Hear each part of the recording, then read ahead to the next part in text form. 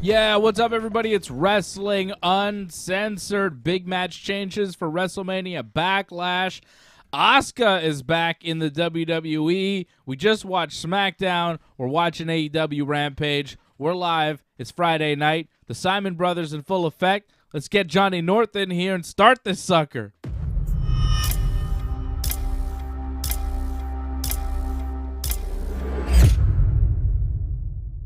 Ooh.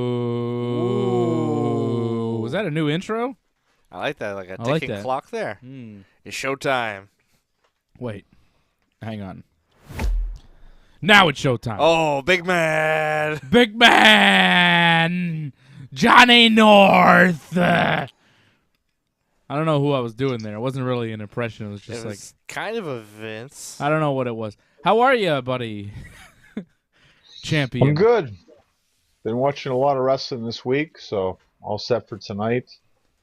Watching a decent match right now. Darby Allin, Swerve Strickland. Was that a dig at me, John, right off the bat? Because I told you that I didn't watch everything this week. John's like, oh, no. I watched everything. I'm very prepared. Unlike some people that I won't name. Yeah. Me. No, actually, it's more shot on me because I didn't watch all of Raw last week. Remember, I only finally watched it, I think, this week. So I felt a bit behind last week. But this time I actually caught up and watched all the wrestling, which is, an accomplishment because, as you know, it's not easy to watch all the wrestling. No, it's not. And I'm struggling to do it now with a second child. My daughter's 3 months old, or 3 weeks old. And it's like a lot, going on. So yeah, I tried to watch all the wrestling, but there was, some stuff that I missed here and there. It's like you told us earlier, you're watching on your feet. Yeah, I watch on my feet. I'm kind of running around, going back and forth. And I see what's going on, but, I'm finally off my feet now. It feels good to sit down. Running around during bedtime and Smackdown and everything. But I did manage to watch pretty much everything this week. And, I've watched everything for the past however many years we've been doing this show and then beyond. Right? When is it? 2006 we started this show? What year is it now? Not Wrestling Uncensored, exactly. I think Wrestling Uncensored was like 2010. Right, but Ringside Report started as a pro wrestling show. About 06. And, it was 2000. It was August, I think, of 2006. And I was covering all the wrestling back then, and that's really when it started. So it's been 16 years of watching every Raw, SmackDown, and now Dynamite, and even Rampage somehow.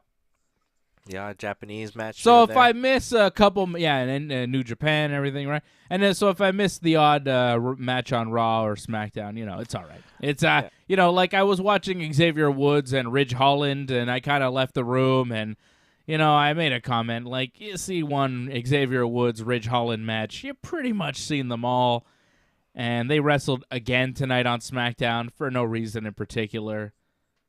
Why are the New Day and the Sheamus boys still feuding? Should that be the opening topic of the show? Why is this happening? And where's Butch? Where is Butch? Do we care about the location of Butch? Butch is missing. Maybe he's become Pete Dunne again. I don't know. I think that would be funny if, he's got another life. He's got another job where he's Pete Dunne and he can't be Butch, When he puts the hat on, nobody knows he's Pete Dunne. But as soon as that hat comes off, it's like, hey, aren't you Pete Dunne? Puts the hat back on. No, I'm Butch. He does the whole thing. Oh, that's not different Butch. Butch. I got confused about the Butch. But I like that Sheamus has I see those guys as Sheamus is the Papa Bear, Ridge is the Mama Bear, and Butch is the Baby Bear of that group, right? It's kind of like large, medium, small. They're all the same. It's three guys basically doing the same gimmick. They're guys that wear hats, suspenders, and they love to fight even with each other. That's really their gimmick. Yeah. They're from a place where they talk with an accent. It's like Ireland or England or whatever. It doesn't seem to matter in WWE world. Sheamus is Irish. Ridge is, from somewhere. The thing is, people with those accents don't understand.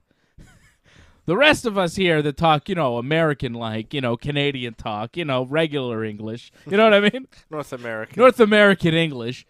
A lot of us, we have trouble figuring out. Are you from New Zealand? Are you from Australia? Are you from Wales? Are you from England? Are you from Ireland? Are you Scottish? We don't know. There's little differences in accents. Eventually, you can figure it out. Like, the more you hear somebody, you're like, okay, I think he's Irish. He's not British. You know what I mean? Yeah. But and you wouldn't WWE, want to ask an Irish person if they were English. I think that would. Well, no, it's make them offensive to very them. upset. It's offensive to them. But the WWE treats it like, yeah, whatever. You're all from England. Sheamus, Ridge Holland, Butch. You're all from the same place. You wear the hats and the suspenders, and you all dress like you're in a Guy Ritchie movie. Finlay, they said it was from Northern Ireland. Yeah, well, they he never gave him a hat hometown. or had like that kind of anything. Like He loved to fight, though. And he did have a shillelagh. He was a fighting Irishman. And he had a leprechaun And he had a leprechaun son. Yes. And he had a shillelagh And they that he beat danced. people with. I mean, he was pretty generic Irish guy. I But, feel like he may have had some sort of hat in WCW. Finlay. A Yeah. green one. Oh yeah. Didn't he dress Yeah, like a there you leprechaun a bit? Didn't he? Yeah. It's like a half kind of that epic Yeah. half mullet. like a warrior kind of thing. But, the Sheamus group is what it is. Uh-huh. It's not great, and their whole thing now is Butch is missing. Like, they've rushed this whole thing. Like, Sheamus had Ridge Holland, who, like, idolized him, and then they bring in Pete Dunne. They call him Butch. He's with them, and he's like a rabid dog who runs away and goes missing sometimes. He's like Hornswoggle. He is like Hornswoggle. He's like their Hornswoggle. They're just like rehashing things. Gunter yeah. is just, German Rusev. John, you like that? Yeah, he is. The music's the same. He's German Rusev. I'm from Germany, which is a different country, and you used to have war with us, so you will hate me. America Gunther, Ring General. Yeah, I'm going to say some German words now. All right. Das Überguter. Yeah. Unterschleitheim. You like that contract signing tonight? I feel like we just saw one last week, didn't we? Why do we have another contract sign? And the contract signing breaks down, and then the match that they were signing the contract for is now not happening. So the Usos... It's a breakdown in negotiations, That's right. They just didn't couldn't happen. come to terms. They tore it up, right? Yeah. They tore it up. They're going to sign somewhere else. Yeah, they need a third party, a neutral third party to settle the differences Got here. arbitration. Yeah. So, now we got a 6-man tag. So the Usos and the Arcade Bros are in the ring with Adam Pearso, and they got a contract signing going on for the tag team titles. And this is the match that I'm really excited about for WrestleMania Backlash, which is next week. I was Mother's really... Day. Is it Mother? No. Tell me no. Don't say that. No, I next tell week's you the... it is. No, next week's the 1st of May. No. Oh, jeez. That's not. No, for Sunday. The one after? Oh, it is Mother's It's all Day. coming together, isn't it? Shit. Next Sunday? What day is it? Friday? Oh, yeah, that's right. You're telling me I have 9 days? 8 days, really, now. Oh, Mother's I have Day. 8 days to figure... Jesus. Oh, Mother's Day presents.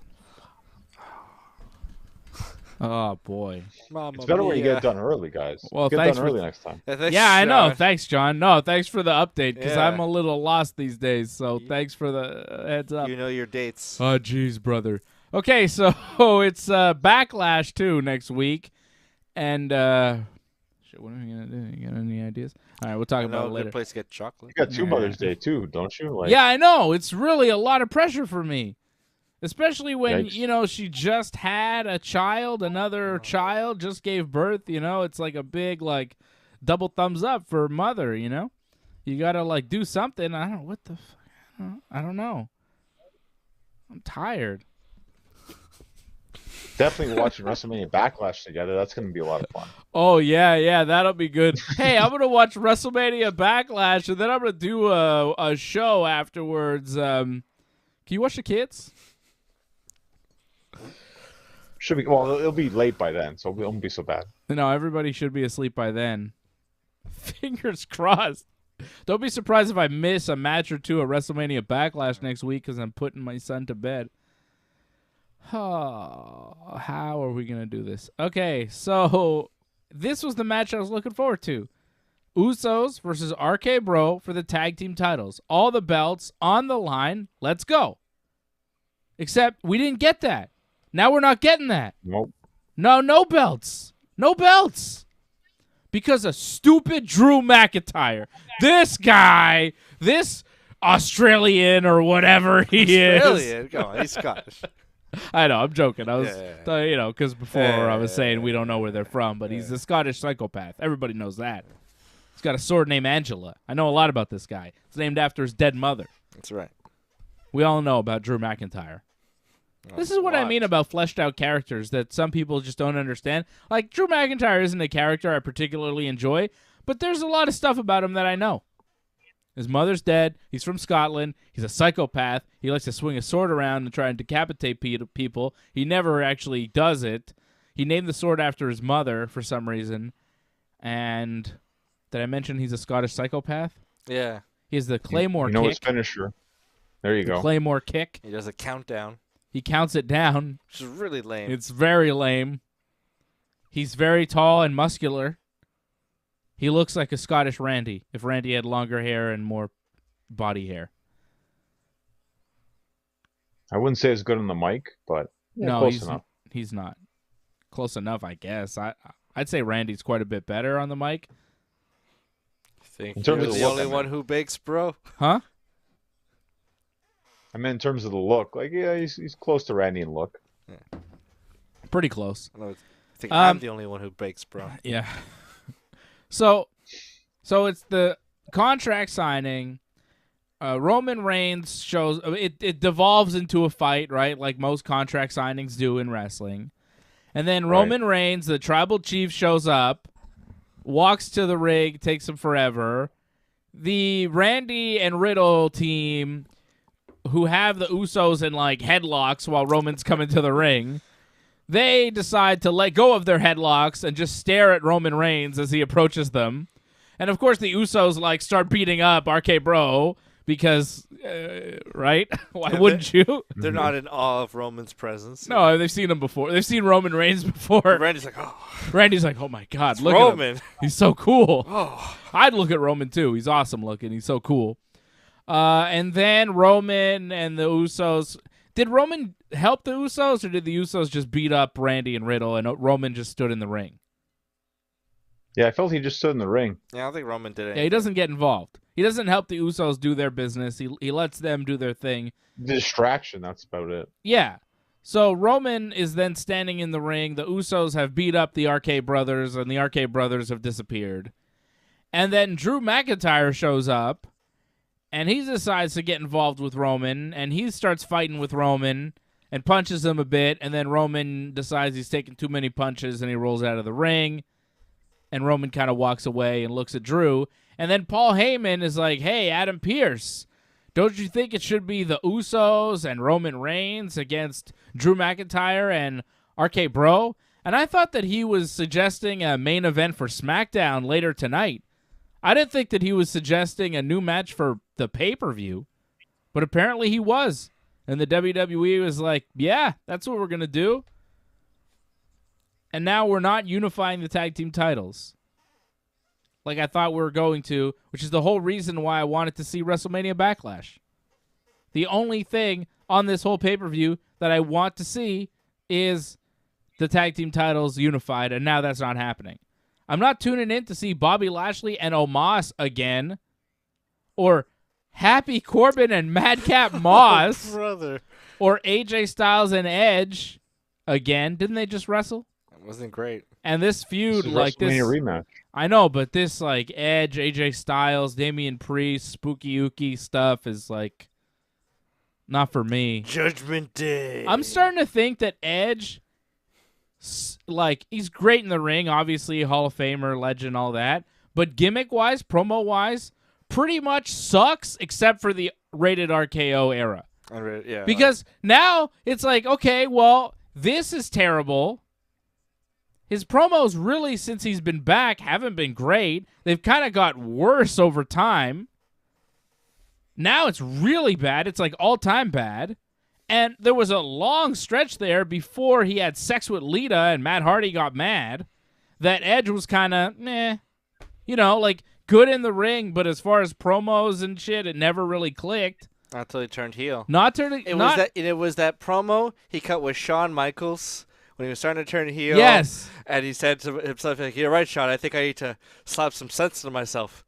But I like this better." And then he slapped Shawn. Yes. That was great. Like it was like fall of 05, like September 05. And then he lost to Ric Flair, I think. He lost the IC belt to Ric Flair. And then he beat Cena to cash in Money in the Bank. Wasn't that? Didn't he lose to? Wasn't it? He lost to Flair. Like, he DQ'd himself really early on in the match. Right. And it turned out to be because he was saving his energy. Okay. It might have been for the. It was great. Yeah. He was great. The rated R superstar gimmick was great. But the more I watch Edge now, the more I'm starting to think, well, maybe it was just that one gimmick and everything else was kind of mid. Christian was the man. You know what I mean? Wow. So you don't like the House of Edge? I'm surprised by that. Do you? Like, it's too early to tell right now. It's only starting. Like, I feel like they got to give it some time, I think. But do you like what you've seen so far? Do you see potential? I mean, I haven't seen enough, like, to be honest. Like, I mean, they turned the lights off against AJ, and they had the whole light show for whatever reason. And, like, it hasn't been anything big. The only thing, like, I kind of feel weird is, like, if Edge is going to do, like, this dark character, like, insulting, like, the local sports teams, like, it's a weird fit. I don't think he should do that. I don't know what the hell he's doing. Is he The Undertaker? Is he Aleister Black now? He was a family man with Beth Phoenix, his wife, defending his children against the evil Seth Rollins like 3 months ago, and now he's this demon from Death Valley. What the hell is this turn? And if this is all just an excuse to do, light show and special effects and stuff, why did they get rid of Bray Wyatt? That was like their go-to for that. I mean, there's a lot of things. I'd rather Edge doing this obviously, gimmick. If somebody's going to do this crappy gimmick, I'd rather it be Edge than Bray Wyatt. If they have to stick it on TV. I guess so. But at least with Edge, we get the Edge matches. At the same time, though, it's just like, why would, Why? Yeah. I don't know why. I don't know why. Give it a break with these things. The rated R superstar. Like, I love Edge so much. But I'm starting to wonder, like, maybe promo-wise, gimmick-wise, I think this is tarnishing his legacy to the point where you start to wonder, well, there was that one period where it was really hot and the angles and the promos were good, but before that it was not so good, Like, Edge was kind of a guy who never really found his spot until he did. Until the Matt Hardy thing, and then, it was a rocket ship. But before that, it was like, yeah. He was getting injured a lot, too, so it was hard to see if the company was really behind him or not. Yeah, but the company was behind him, and he had those great matches and tag matches and everything, and he was always a great wrestler. But as far as the character and gimmick, like, it never really took off until the Rated R Superstar. And the more I watch this version of Edge, the more I think maybe that was the, all there is. Because I don't like this thing. Is it called the House of Edge? No, I just heard that someone said that. I'm like, it's hilarious. I gotta say that they're called more Judgment House Day, of Edge, which is horrible. that should be like their catchphrase, not the team name. Yeah, or like a team finisher or something. Their name is Judgment Day. It's pretty bad. Again, House of Edge, it's much better, and it feels like the House of Black. So why not? I think that they should call themselves the Disciples of Apocalypse. That's a good name, the DOA. No one's done that before. Too, yeah. Oh, has it? Oh, whoops. How about the Brood? No. I think that's what Edge is trying to do now. Yeah. This is the new Brood. Just get Gangrel in it. Ryan Katz in the chat saying they need more members. Do they? Do you want to suck Yeah, Rhea Ripley into this hellhole of nonsense? I mean, it fits Damian Priest's gimmick, but like, Damian Priest's gimmick Ciampa is whack. well. Who? Chompy?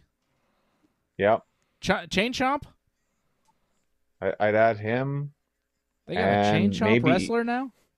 Wow. It's huge. Arr, arr. And any other job. You know the Chain Chomps? How come the Chain Chomps in Mario Brothers bark? That makes no sense. Well, what are they, dogs? Well, they kind of learn there to guard things, too. They put them there to guard things. Yeah. So they serve that kind of purpose. And do they bark in Odyssey, too, John? Or just 64? I think they bark in Odyssey. 64. Bark in Mario Well, maybe they started something in 64. But regardless, I think Edge's group needs more members. John doesn't want to talk about the mechanics of Chain Chomps all day. Let's talk about Edge. I want to talk about Chain Chomps. Edge is more important here. Like I think his group just needs time to grow. And this match with AJ, you can't go wrong with a match with AJ. It wasn't the best match WrestleMania, but yeah, I feel like they could have better matches. It kind of sucked at Mania. I didn't really like it. I wasn't hot for it. I think it was bad. I think it was all right, but it's kind of flat. I think they can have better matches. I hope so. Harold Schneider dropping a super chat. Harold, a member of the team. Don't forget to join the team. Join.ringsidereport.net. $5 a month signs you up, and you can call in. You could give us a call. And eventually the Raw and Dynamite shows will return. It's just not ready yet because I just had a baby girl. And Harold dropping a super chat. Lucky 18. Thank you for the multiple of 9 there. Harold, congrats on your niece, Ben, and Dave on your daughter. Thank you, Harold. Thank you, Harold. Yeah. 2 kids now. I almost had the name right. but I was a little bit off. Because I thought you'd name it like something like Zev. So I thought maybe Zoe, but not quite. But Zola. Almost. Yeah, close. Pretty close. Yeah. You know what's fun about having more than one kid is you could talk about your kids. It's like multiple kids, plural kids. The children. I got kids. I got children. I got mouths to feed. You know what I mean? I feel like Heath Slater. It's pretty good. That's one of the best parts of having 2 kids. You get to talk about them in plural form. All right. Well, what have you learned so far? I don't know. You don't sleep, I guess. Probably. Yeah, whatever. I don't know. I'm all right. I don't, I get sleep when I can, and I'm doing what I can. I did jiu-jitsu yesterday, John. I went to, like, a real jiu-jitsu class and, like, got beat up by real jiu-jitsu black belts, and it was real hard and real fun. That's good. Yeah, so get ready. Pandemic's over, baby. It's wrestling time. Slowly but surely. Yeah. But I'm tired from that. I'm tired from that, I think, right now. What the hell were we talking about? Edge, the rated R superstar. Yeah, sucks. Yeah, the stuff on Raw this week, like, I don't know. There wasn't too much on Raw that I loved. You liked the main event of Raw. I wasn't a huge fan of it. The RK brothers, Riddle and Randy, teamed up with Cody Rhodes and Ezekiel Jackson. Not Ezekiel Jackson. I wish it was Ezekiel Jackson, but it's just Elias Ezekiel. And they beat the Usos, Seth Freakin, and Kevin Owens in an 8-man tag because it is the celebration of Randy, 20 years of Randy Orton, and we have been watching every step of the way. It's pretty appropriate that it's a 8-man tag match to celebrate Randy Orton because he doesn't have to do too much. That's, kind of been always, one of his signature trademarks of his matches. Especially tag team matches. Yeah, see, AJ agrees with me. AJ agrees. AJ always agrees. Yeah. When he can, Randy will take a break. Famously, we saw him, I say famously, at Money in the Bank. He just, rolled out of the ring, was lying against the barricade, asked a crew member to give him a towel, was toweling himself off and sitting there for quite a while. Yeah. And Randy takes breaks from the road as well. But he's been doing it for 20 years, and, I'm not a huge fan of Randy's, but at this point, the fact that he has been around for 20 years, the fact that, he had that so many matches with John Cena, and he's just from that era, and Triple H, and he's associated with all these guys like Batista and Ric Flair, and he's just kind of been through Foley and all these guys. The Rock even. He is a star because he's been portrayed as a star for so long that he has had those matches and those moments. Like, he's worked Taker at WrestleMania. He's done it all. Triple H, like everybody, you know? And at this point, you can't deny his star power. He is one of the biggest legitimate stars, wrestling stars, that the WWE has today, if not the biggest. Like, as far as superstars that the WWE has made on the roster, you got Randy. I don't know. I guess you could put Roman on the same level, Charlotte, but Randy's been around for so long. It's true. And the RKO meme attracts a lot of people who aren't really into wrestling, so they know him. He's got that on the name recognition, so people just say, oh, yeah, like Randy Orton. People will kind of know who you're talking about. Is Randy Orton the most recognizable wrestler that the WWE has going today? I mean, Brock's not around. Ronda, I think, you could make an argument for Ronda, and I think Ronda might be more recognizable. Might be. But not for wrestling. But not in wrestling, and she's not like a pro wrestling made person, you know. She was a UFC star, and that's really what people know her from. I think Randy's the biggest wrestling star that they have right now. Yeah, going full time, Randy's the guy. And that was just great that he got a moment like that, because usually when they give you moments like this in your hometown, they usually crap on you, actually. So for him to get the opening promo, nice little tribute, and then to get the win, like the big comeback, and he pretty much beat everybody with the RKO. They don't usually give it to everybody. Were they in St. Louis for Raw?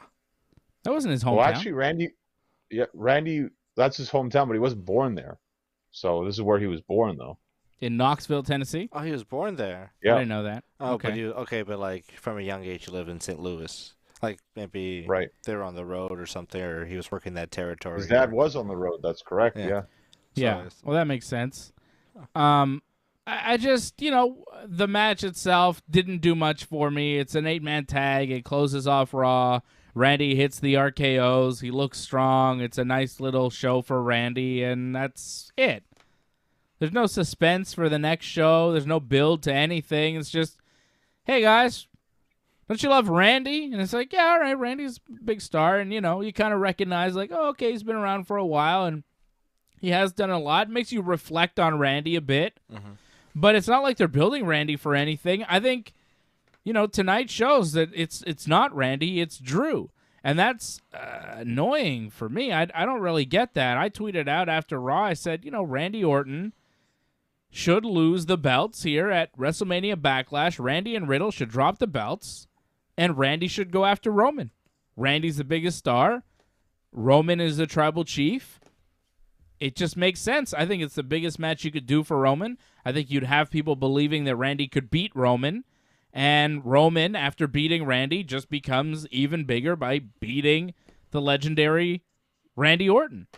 So I don't know why they're not going in that direction. It really seems like they're not going in that direction because tonight they changed the match. It was supposed to be Usos versus RK Bro for the tag team titles, which need to be unified, but instead it's now Drew McIntyre and RK Bro versus Roman Reigns and the Usos in a non-title match, a throwaway match. You could have main event a Smackdown, and that's the new match for WrestleMania Backlash. So they take away the match that you wanted to see the most, and they replace it with a match that you don't really need to see ever. Yeah, it's completely unnecessary. They could easily put this on a Smackdown. I don't know, maybe just because Roman's in it, it has an extra level of prestige. It'll be Roman and Drew interacting, and, even though they've been doing that a lot on the house show circuit, it's like, oh, it's got a mystique, so it's too big for TV. Is that it? I think that's part of it. I think it's also partly because Roman was a bit hurt after WrestleMania. with his match with Brock. Apparently, they were supposed to go 12 minutes longer and got cut short because of injury. No kidding. So I think this is, yeah. So, well, you could kind of tell if you watch that match back. His over, arm. it's like something's off. His arm looked his messed arm, up yeah. too. Yeah. Yeah. And it just So- kind of cut short. I think this is their way of protecting Roman, where he can be in the main event, but doesn't have to do so much.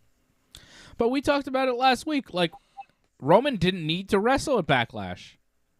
I think it's more impactful if he's just there watching, even from backstage, while the Usos beat RK Bro and become the unified WWE Tag Team Champions. And then the next week on SmackDown, Roman walks out with the unified WWE World Title, and his cousins are behind them with all the tag team belts, and they just stand there in the ring with all the gold. That, to me, is the most impactful thing and the best thing that you could do to even further cement the bloodline and the tribal chief as the thing in the WWE, which they obviously are. So just go with it. Go with it. And stop delaying it. Like, don't push it to the next pay-per-view where then you do at Hell in a Cell or whatever. Hell in a Cell is the next one, June 5th, right after this show here in May. So don't give me, oh, it's going to be Hell in a Cell, and then Roman will wrestle Drew there, and then we'll do the unification tag team match there. Like, that kind of sucks, and it takes away everything from WrestleMania Backlash. I don't see any reason to watch this show. I really don't. I don't see a single reason to watch WrestleMania Backlash. There's nothing. Every match I've seen before or I don't want to see. Bobby and Omos. Pass. Seen it before. Happy Corbin and Madcap. Don't want to see it ever. I could never see those two guys again. AJ Styles and Edge. Pass. I don't need to see it because I didn't love their Mania match. And if it's not great at Mania, I don't need to see the rematch. I'm sorry. Drew and RK Bro against the Bloodline. Pass. I wouldn't watch that. That was on SmackDown. I mean, I would, but I wouldn't be happy about it. Cody Rhodes and Seth Freakin', a rematch from WrestleMania, which was so good at Mania. Why attempt to do it again? Pass. Charlotte Flair and Ronda Rousey, rematch from WrestleMania. This time it's an I Quit match. Ronda probably wins the belt here or doesn't. Either way, it's the match that I am most interested in. And hey, it's a title match. And now the only title match on this card. Isn't that something? A world title match that gives you interest in the card. I think they kind of made mention, I don't know if it's official, but they made mention that I believe it's going to be Sasha and Naomi against Natalya and Shayna for the tag titles. They said that match is coming up. I figure it's going to be a Backlash, right? Yeah, but I don't care about that. I mean, Shayna and Natty aren't winning. Come on. Come on now. No, but you like them as a team. Shayna and Natty, yeah, I like them, and I think they have a good match with Sasha and Naomi and whatever, but I'm tired of just watching wrestling for like, oh, they'll have a good match and it'll be fine. I want to watch wrestling where it's like, man, this match is going to be really good, and who's going to win? Like, give me one of those more often, you know? It should be like that. Like, wrestling these days is too much like, oh, like that CM Punk versus Goldust match. It was like, oh, it's cool, like, it's good wrestling, and they'll just give it to you, but there's no suspense, there's no reason, there's no story. It's just like, well, aren't these guys good at wrestling? Don't you want to see them have a good match? Have we lost the plot? Like, what? You know what I mean? Like, it shouldn't be about, like, two guys being good performers. Aren't we trying to win matches and be the champion and, like... This isn't the circus. Yeah, well, it feels like the circus sometimes. Like, let's just put on good old matches to entertain the wrestling fans. But you know what really entertains the wrestling fans? A match that you really want to see, that you've maybe never seen before, that you think is going to be really good, and there's something on the line, and you wonder who's going to win that something. That's how you make wrestling. It's really not that complicated. Two people who are good at wrestling, keep them away from each other, give them a reason to not like each other, maybe a belt, and then book them in a series of things until they have a match, And then it's up to the performers to make that match good, and, usually you go from there. It's not complicated. No, but it doesn't always work. They try, They tried that with Edge and AJ Styles. Keep them away from each other. Do these promos. Build up the match. WrestleMania. And, the match was okay, but the promos leading up to it, the whole build to that. Purple light. You got to do better build, too. The build's got to be a little, God. I just saw the announcement. I think Rampage is the times are getting all messed up because the playoffs are starting, right, for hockey. So Rampage isn't going to be on always for us anymore, I think. Just not on at all? Well, it'll either be on early or midnight, probably, I'm guessing. So. Jeez. Yeah. I think I saw Danhausen at the mall today. Someone maybe dressed up as Danhausen, you mean? No, I think I saw Danhausen. In Montreal, wow. I think he's married to somebody who's from here. Well, yeah, I think he's Canadian, if not mistaken. No, he's not Canadian, but I think his wife is Canadian. Ah. Well, there you go. I don't know. I saw a guy. It just struck me as Danhausen. He was wearing an AEW hoodie and just kind of had a Danhausen build. There's a lot of guys that wear AEW hoodies and have Danhausen builds. But I don't know. Was it like an AEW hoodie, in like a generic one? Yeah, maybe not. No, like a hoodie they give to everybody. When you see guys WWE backstage, they wear those yeah, WWE it seemed shirts. like it said AEW on the back. So it's just something he just has, Yeah, I don't know. It seemed like it was Danhausen. I'm not sure if I saw him, but I think I may have seen Danhausen. But it's hard to tell. Like this. Yeah, I wanted to see hey, are you very evil? What's going on here? You evil? I don't want to bother him, but I feel like because it's hard. Thing. But that's tough. It's tough though, because you don't want to be like, hey, are you Danhausen? The guy's like, what? What do you mean? What are you talking about? I'm not Danhausen. That's the great thing about wrestlers now. It's they can kind of blend in. You can't tell the wrestlers. Before they stood out too much. Now it's can't tell. Yeah, that's true. But if I saw, say, Samoan Joe in the mall, I would recognize him. I'd be like, hey, you're Samoa Joe. You're gigantic, and your face is Samoa Joe. We saw Bryan Danielson. I'd recognize Bryan Danielson. A lot of guys I would recognize. It's just Danhausen without the makeup. It's hard to tell. Jungle Jack Perry. Yeah, I guess so, yeah. I'd recognize these people. Young Bucks, I'd probably be like, hey, that's I'd recognize these skinny guys, Darby Allin, I think I'd probably recognize because he's got half face paint. But Danhausen, he's got a whole gimmick on. It was hard to tell. I'm not sure it was Danhausen, but I think I did see Danhausen today. It's plausible. I think it's possible I saw him. Anyways. Okay, I've been shitting on wrestling a little bit too much. I thought Drew McIntyre and Sami Zayn was really good. Mostly because of Sami Zayn taking ridiculous bumps, and it was crazy. The match was not that long. It was a steel cage match. The overhead belly-to-belly that Sami took when Drew tossed him across the ring, incredible. And the finish, the superplex off the top of the steel cage, my goodness. So hats off to Sami Zayn. Incredible performance tonight against Drew McIntyre. He's still willing to go out there and take some crazy bumps. Just a superplex off the top of the cage. That's a big fall. And he took it tonight, then got hit with the Claymore. 1, 2, 3. Drew McIntyre beats Sami in the steel cage. Finally gets his revenge on Sami, but I don't know about you. That was my match of the night. I like that better than anything else I saw on SmackDown tonight. It was mine, too. Well, was there really any other good match on SmackDown tonight? When the main event was that beat the clock challenge, I'm like, how can you end a show like this? That was garbage. It felt backwards, the match order tonight. I don't know about you guys. Yeah. Why did they open the show with a steel cage match? You close the show with a steel cage match. I feel that maybe because this was a taped show, right? They taped it last week, right after last week's SmackDown. So maybe the live crowd, when they saw it, that was probably the last thing they saw. But they had to make it so that Drew attacked Roman, and that had happened after the cage match. Possibly, okay. Maybe that's why. Well, then open the show with the cage match, but have Drew and Roman at the end. Like Drew and Roman, that Yep. segment when Drew stands tall with RK Bro in the ring, that is how you close the show. Not Charlotte Flair. So Ronda Rousey and Charlotte Flair have a beat the clock I quit match challenge, right? So they have to make their opponents say I quit, these jobbers who've now been, completely obliterated as far as, respect level. Challengers. Yeah. Like Ronda Rousey beats Shotzi in a minute 41.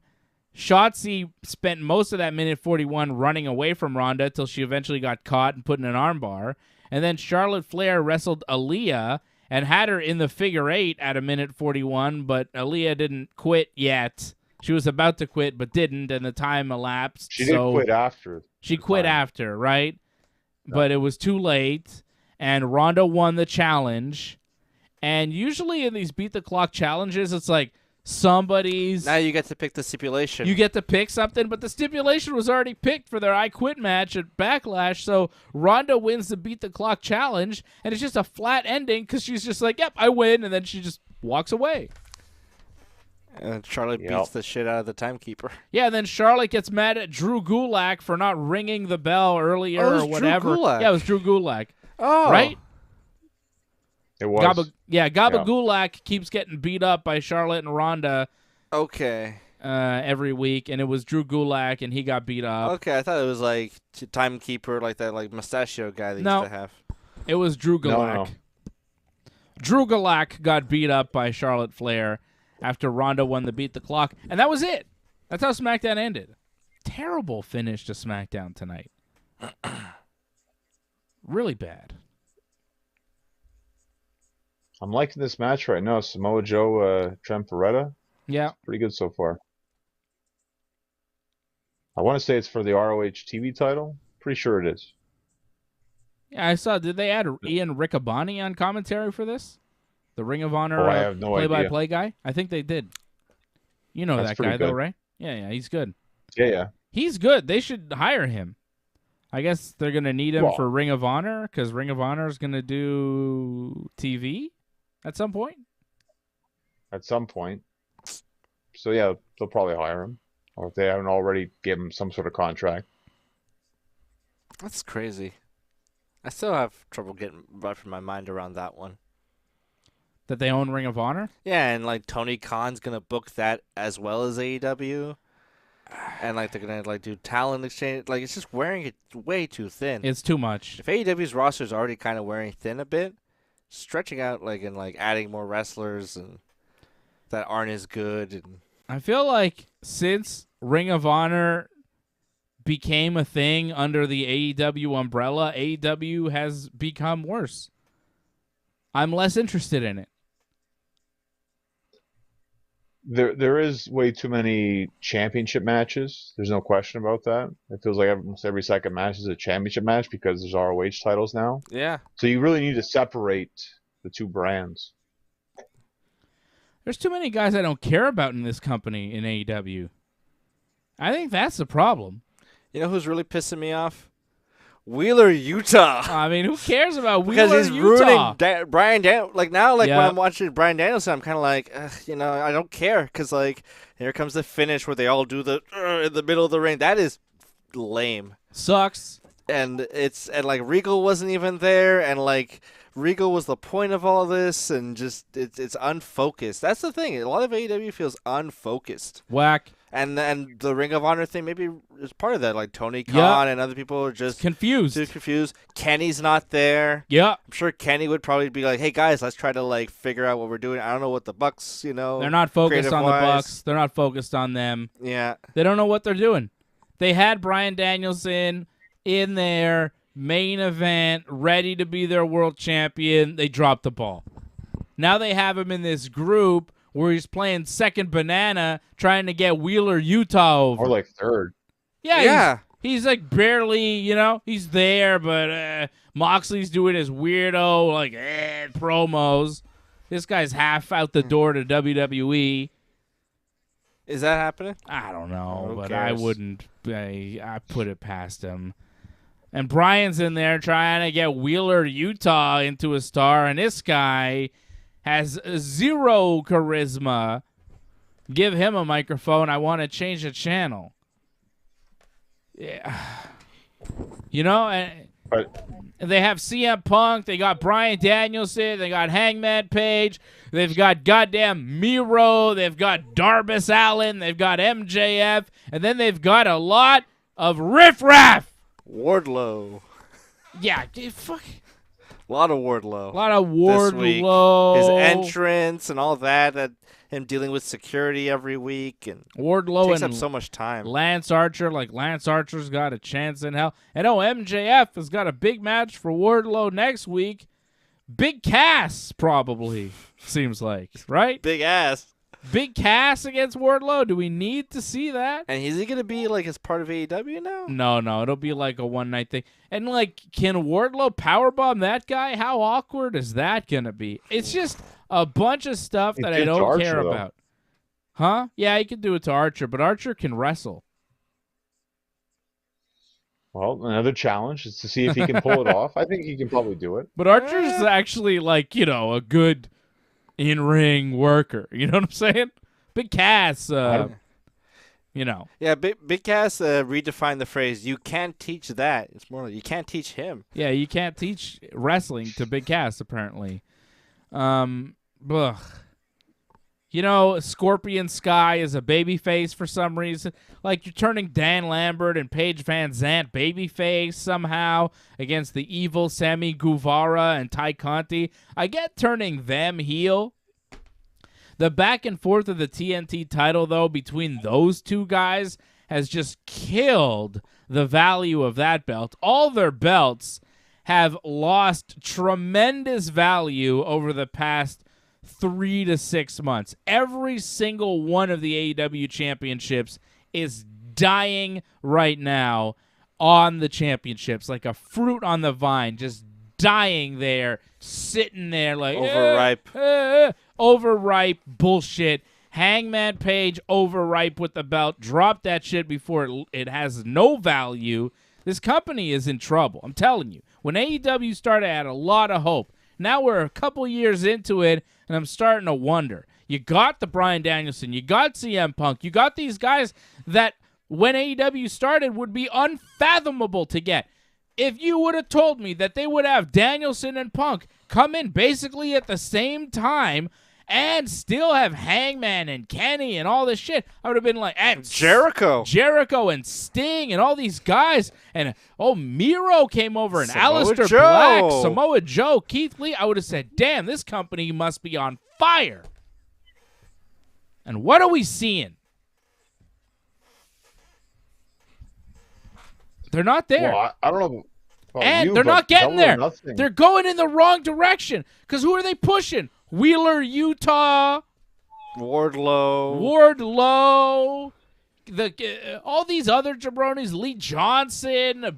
Arn Anderson's son getting TV time. All these guys getting TV time that don't need to be on TV ever.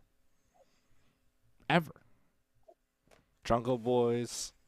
Those guys are the tag team champions, the Jungle Boys. That's like the highest prestige belt. It's a tag team belt. And it's a jabroni belt right now. You got Scorpion Sky as the TNT champion, passing it with Sammy Guevara. I call him Guevara because of what he's done to the TNT title, right? Yeah, he talks. Yeah, he brought it up. He opened the door. Yeah. All right, baby, and he came out a shining light of goo. That's not. All right. It's not light. And him and Ty Conti, they're heels. They're despicable people. They're gross. I don't like them. I get it. It's good. It works. But then to play that off with the Scorpion Sky and the Ethan Page and the Van Zandt Page and the Dan Lambert and the Dan Lambert Page, like those go guys. Away heat like last month. Those guys are bad guys. They're not supposed to be the good guys now. And they're all feuding, and it's the main event of Dynamite, and I'm supposed to care because Sammy Guevara is going to almost break his neck again, guys. Tune in. Will Sammy Guevara break his neck again on some crazy fall, or will he survive? Spoiler alert, he survived. But, sound disappointed. There's always next week. Will Sammy die again? Like, just Sammy does this stuff I heard he's hurt, though. Is he? I'm not surprised. Every Sammy Guevara match, it's like, man, is he going to die tonight? Remember that Matt Hardy match where they just fell on the floor? Well, Matt Hardy almost died there. Sammy too kind of Yeah, took a bump there. Sammy Guevara, like, I'll give it to him. He's got balls, but it's like, is that wrestling, or is it just like, hey, guys, I'm going to throw myself on the ground from a high point again. I'm going to fall off a ladder through a table again from really high, and I'm going to flip like 30 times. Is that wrestling? I mean, it is to some people, but to me, it's kind of like, all right, once I've seen it a couple of times, I'm over it. Like, I'm desensitized, you know? It's not that interesting to me.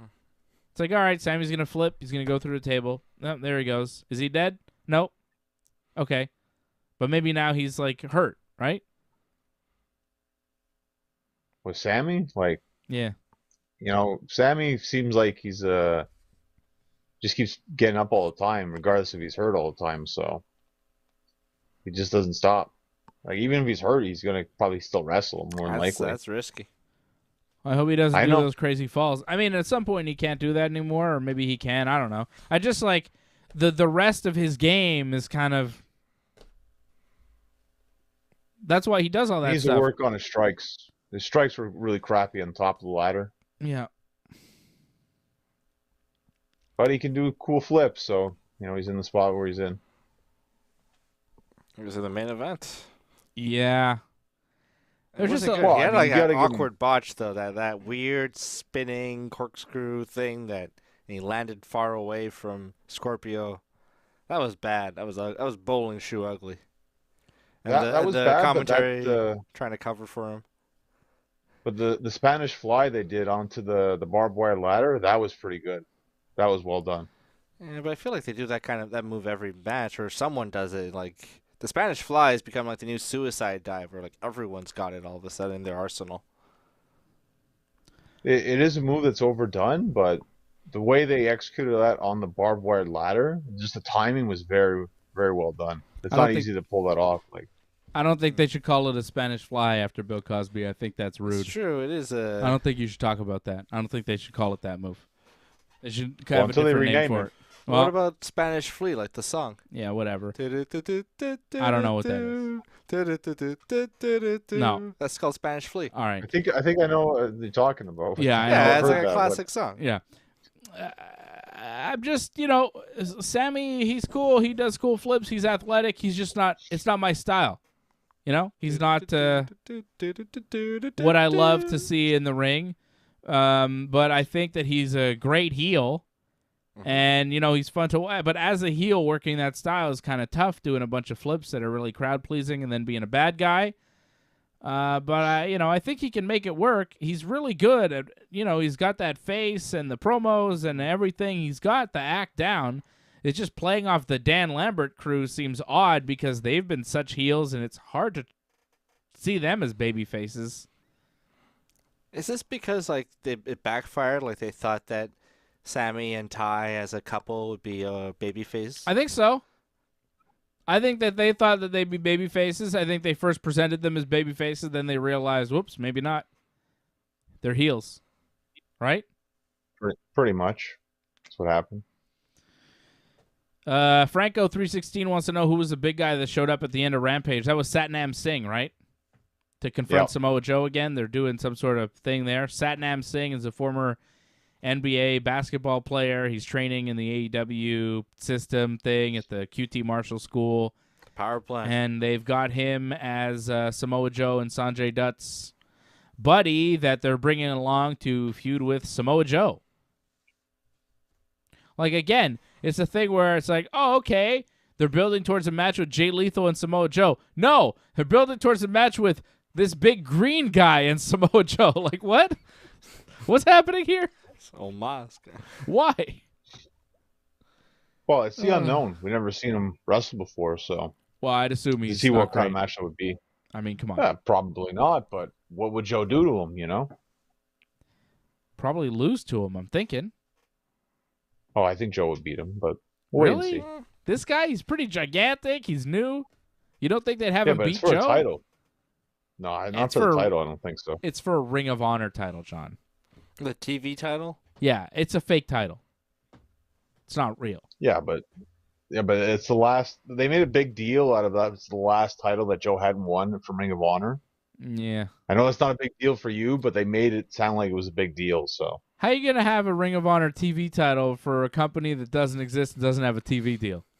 How the hell you have a TV title in a main event of an AEW show? Ring of Honor doesn't even have TV. What the hell are you talking about, Ring of Honor? Get out of here with they have a title. There's a title match. This is when you know you got too many title matches. It's a Ring of Honor TV title match. Oh, Ring of Honor, is that a company that does the shows? No. Do they have a TV deal? Well, no. Oh, so what is this title? It's a Ring of Honor TV title, brother. Oh, okay. Cool. What? Oh, wrestling is dumb, but sometimes it's really dumb. What is in AEW that you want to see? Hangman and CM Punk. Will Punk get the belt? They can right the ship if they just give Punk their world title. I think they will. Fuck, I hope so. Double or nothing. I think it's going to happen. I really hope so. Because otherwise, what the hell are we doing? What are we doing here? I mean, FTR has to win the tag team belts from the Jungle Boys, right? Yeah, that's gotta happen. Maybe. They're on such a roll. They're on such a roll, FTR. Everybody loves them. They're beating everybody. They're the best. They're awesome. The Brett rub. Yeah, their match on Dynamite this week. I like the match that they had this week. That was my favorite match on Dynamite. See, that was more my style. I like that. That was good stuff. It was very good. It was kind of not surreal, but it was interesting to see them wrestle each other. It was cool that they were both wearing basically Hard Foundation trunks. Also, I gotta say, it's nice that they came out together. Yeah, I really like that. I thought that was cool. It was good sportsmanship. You know, there was It reminded me. It had a lot of Bret Benoit vibes from the Owen Hart tribute match, where Bret and Benoit started off real nice, real friendly, but then something happened and a strike got thrown in there, and then it got a little bit more it was real scientific. It was real just wrestling, and then all of a sudden it got a little, and then a strike, and then all of a sudden it's more serious. And FTR managed to do that too. They were just wrestling for a while, then a strike got thrown in, and you kind of looked at each other and it's all right, it's on now, but it stayed, friendly competition.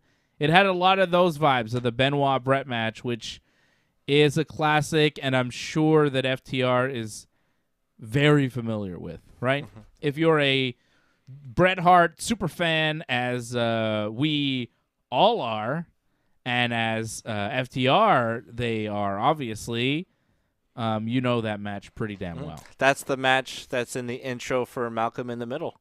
TV show Malcolm in the Middle. When Bret Hart, see Bret Hart putting Benoit, that's from that match. That match is amazing. If you have not seen that match, go back and watch that match. It is one of the greatest matches of all time. It's from a Monday Nitro in, I want to say, 1998. Was it in Toronto? 99? No, it was in the building, wasn't it? In Kansas City? Oh, it was in Kansas City. Well, it had to be 99. Yeah. Because Owen died in 99. Wasn't it in Kansas City? I believe it was at the Kemp Arena, I think. Yeah. Yeah. Where they had Over the Edge. Wow. Yep. The Owen Hart tribute match, October 10th. If you just look up Chris Benoit, Bret Hart, Owen Hart tribute match, you could find it from Monday Nitro. One of the greatest matches ever. Amazing match. Amazing match. I think that was Bret's first match since the incident. Yes. That sounds about right. Yes, it was. And it happened to be in the same arena. And Bret got to choose his opponent, and he chose the Pegasus Kid, Chris Benoit. Who, which Benoit, I think, broke down and cried when Bret chose him because, during the match, the honor of, I think Benoit was crying. I mean, the honor of that was pretty deep, and I think Benoit knew Owen as well, so it was, Yeah, so FTR had that type of vibe in that match, and that match was really, really good. I feel like they should be the AEW Tag Team Champions. CM Punk should be the World Champion, and Miro or MJF or somebody cool like that, maybe Andrade, or even give it back to Darby Allin, somebody else with the TNT title. Somebody more legitimate. I know who's the most prestigious champion in AEW. Jade Cargill. Yeah. Obviously, Jade Cargill is the best champion in AEW. I mean, now that Britt's not the champ anymore. Yeah, by far, Jade Cargill is the best champion. Thunder Rosa is whatever. Jade Cargill. She's doing great with the baddies. She won a match tonight on Rampage. Good for Jade. Another win for Jade and the Jade brand. Well, when we talk about who could beat her, I mean, Britt, I think, is probably the only strong candidate right now. She better not. I don't see that happening. She better back up. Well, She's just not who ready. else could beat her? Nobody. Maybe Dakota Kai one day. Dakota Kai got released from WWE NXT today. So did Dexter Lumis, which was shocking. I mean, Dexter Lumis?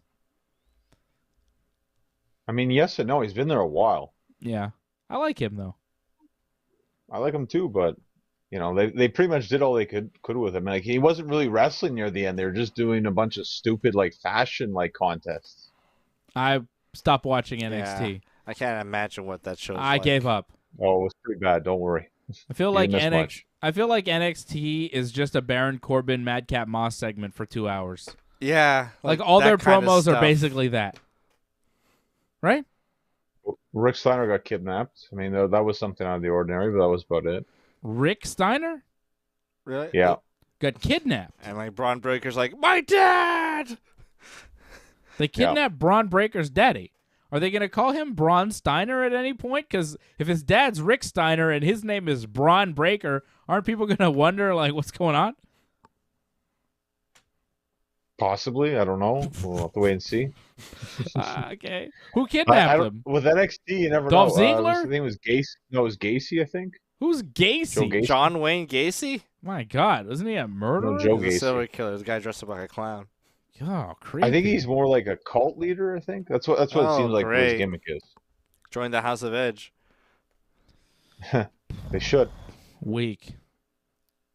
How the hell is Madcap Moss supposed to be a babyface here? I think I like 'Cause Corbin he's better against than Corbin. him. But I don't like Moss either. I think I like Corbin better because he's been around longer. This guy retired Kurt Angle, brother. Show some respect. Tom Peastock. What's Madcap Moss ever done? That guy sucks. Get off. Well, he insulted Corbin and people loved it, so.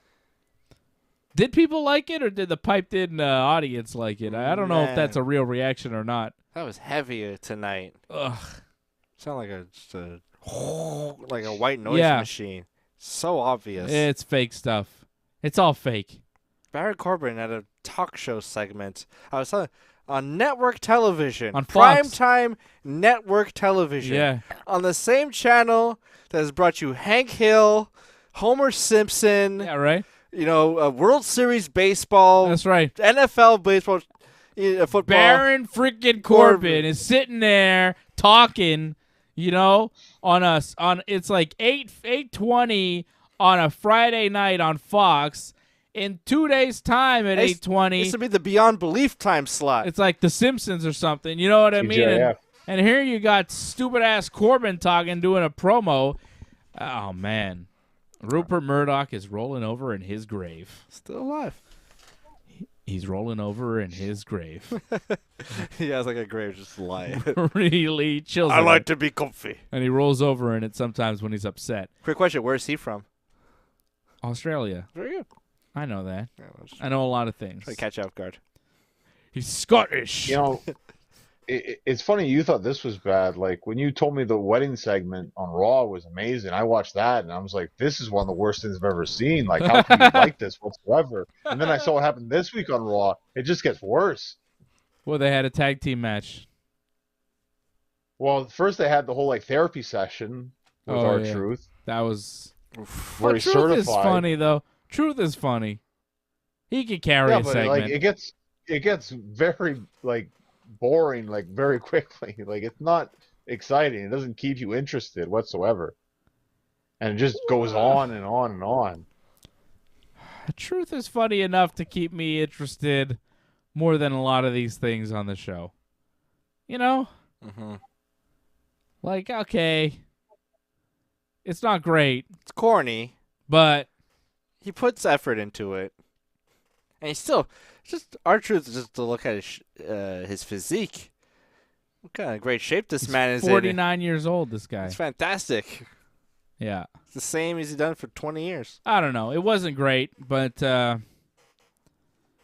yeah, I don't know. The rest of Raw. I liked Asuka showing up, and she seems to be feuding with Becky. Maybe they'll have a match at WrestleMania Backlash, although they haven't announced anything yet. I'd watch that. Yeah, I just thought the whole promo was terrible. Like, is she from Lord of the Rings now, Becky? She's like Gollum now? Like, my precious, I'm going to get my precious back. Oh, she literally said that. Oh, that sucks. I never seen Lord of the Rings. I don't know about that. Don't get me started. I don't know about that. I can't stand that Tolkien stuff. The Lord of the Rings is one of those things that like a lot of people seem to love, but every time I hear about it, I like it less and less. Yeah, I don't know about that Lord of the Ring stuff. She was talking like a Lord of the Ring. Well, she's in the ring. She's a Lord of the Ring. Makes sense. Wrestling. Get it? Well, they're all just trying to be actors, right? They're all want to be actors in a sense. So I think that's their way of trying to get into show business. Yeah, it's goofy. I'd rather she do a goofy impression. Becky wants to take the title back from Bianca, and then Asuka shows up, and I guess they'll have a match or something. Bianca beat Sonya Deville. Oh, that was atrocious. That was terrible. Yeah. It's not great. Well, did you see like when she did like that back kick to Carmella and didn't even touch her, and then Carmella sold it anyways? What do you expect, John? What do you expect? And then the whole like, we've seen this so many times. The whole like start the match, it's not a no count out. Oh, it's no DQ, and then to have them come out too. You had Carmella and Zelina come out, and then let's go to commercial break right away. So you don't see anything what happened when they do the run-in whatsoever. Like, it was really hard to get into that match whatsoever because the whole start, and then interference, break, and then come back. Quick finish, too. I don't know about you, but every time they come back from a break, it's like a minute or two, match is over. And it's another one of those matches where it's like, okay, it's a women's title match, but is Sonya Deville really going to win here? Like, come on. Mm-hmm. Let's be real. Well, she lost 3 times. Yeah. And now what's Bianca doing? That's a great question. Yeah, right before a premium live event. That's kind of rough. Like, she's not doing anything really. She's hanging out with Kane backstage, talking. That's all Kane did. Was just that one little segment. That's all you need. Why you have Kane just for that was weird. I guess there's no way to get Rhea Ripley in there with Bianca. It's too early. It's too quick. And she had a thing with Liv, right? Yeah, maybe for the next pay-per-view. And you can't shoehorn Bianca into Asuka and Becky. That makes Bianca seem too low. They should honestly do a 5-way at the pay-per-view. Bianca, Becky, Liv, Rhea, Asuka for the belt. Figure it out. In a Hell in a Cell. Just do a 5-way, give them all a title shot, put them all in that mix. You establish these are your top 5 on Raw. And have, Bianca pin Liv. Walkout champion. 5-way. They should bring back the multi-person Hell in a Cell matches. Well, it's not Hell in a Cell here. I'm talking about at WrestleMania Backlash. We're going like further down the line. Yeah, they could do that. Mania Backlash, it seems like, there's nothing really planned. Well, I'm saying they could just throw it in. Throw it together. Yeah. Do it on Raw. Say, we're doing this match on Sunday. Maybe. I mean, you don't have a Raw women's title match set. Maybe you won't have one at all. Yeah, maybe an interview segment or something. Or, Franco 316 wants to know when's Lacey going to wrestle. At first, I was kind of with these Lacey promos, like, oh, poor Lacey. Like, her life does seem kind of rough. I didn't know her whole story. It's interesting, a little background. But now it's like 3-4 weeks into it, and it's still these poor me, I'm sad, I'm Lacey Evans promos. My life is hard, and da-da-da. And I'm like, all right, I get it now. I understand. What next? Like, what else do you have now? What What are we doing? You've told us all of that. You Are you gonna address the sassy Southern Belle? Are you gonna address that at all? You've talked about everything else in your life. Are you gonna talk about the shit that we saw on TV, or are we ignoring that part? What's going on here? How many more of these promos does she do until she starts to, show up on SmackDown and wrestle? Or at least show up on SmackDown in like a real way and interact with the other wrestlers. You're understanding my frustration with this now. Like the whole cry for me thing. Like, well, it was too much. It's too much to get into. It's a good story. They just made the promos too long. Well, it's a good story, and it's good to know this about Lacey, but like you can't tell us the same story every week and expect us to care about it every week. It's like, all right, well, eventually you got to do something else. Like the first couple weeks, I was fine with it, but now it's like, all right, we get it. You've had a hard life. We are with you. We are behind you. And then she's just going to keep kind of going, it was really hard. It's like, all right. Shut up about it. You know what I mean? Like, eventually you got to get over it. Get over it. Shut the fuck up already. You know what I mean? Like, eventually, people are going to turn on her. Because you can't be a crybaby forever. Like, you tell us your story. We get it. We feel for you. We're with you, Lacey Evans. And then, eventually, it's like, all right, well, shut the fuck up about it. I told you I was with you. Now shut up. What else you got? You know what I'm saying? They're Marine. Okay. They're going to turn on her. People, once she shows up, people are going to be like, boo. Yeah, Charlotte just has to cut a promo. Like, you think your life is hard? You think your life is hard? It's even harder now because we hate you. Boo. You know what I mean? Like, boo your daughter. I don't know if this is going to work. I don't know if this is going to work because it's just dragging. Yeah.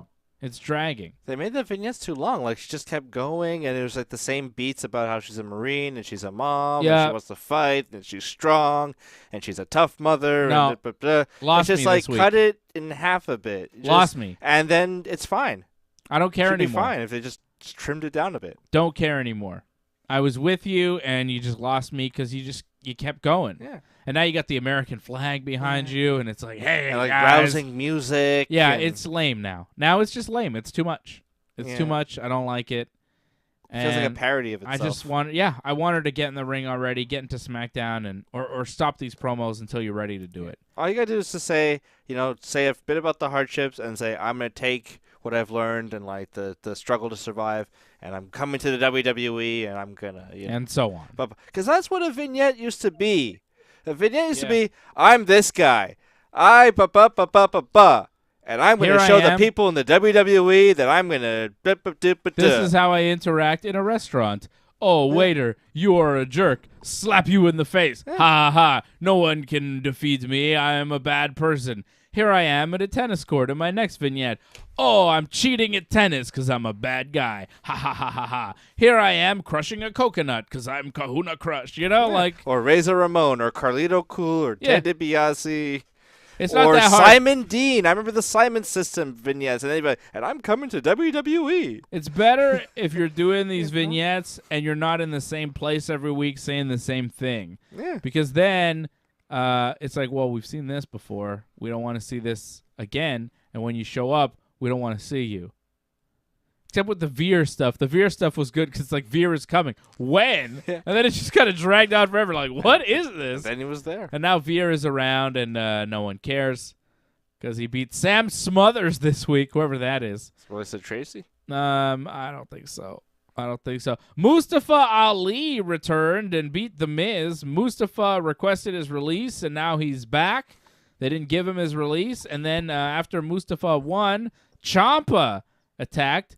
No longer Tommaso Ciampa, now just Chain Ciampa, or just Ciampa, I guess. I call him Chain Ciampa, but that's just me. And he attacked Ali, so I guess they're going to have a match at some point. Chain Ciampa versus Ali. Babyface Ali, heel Chain Ciampa.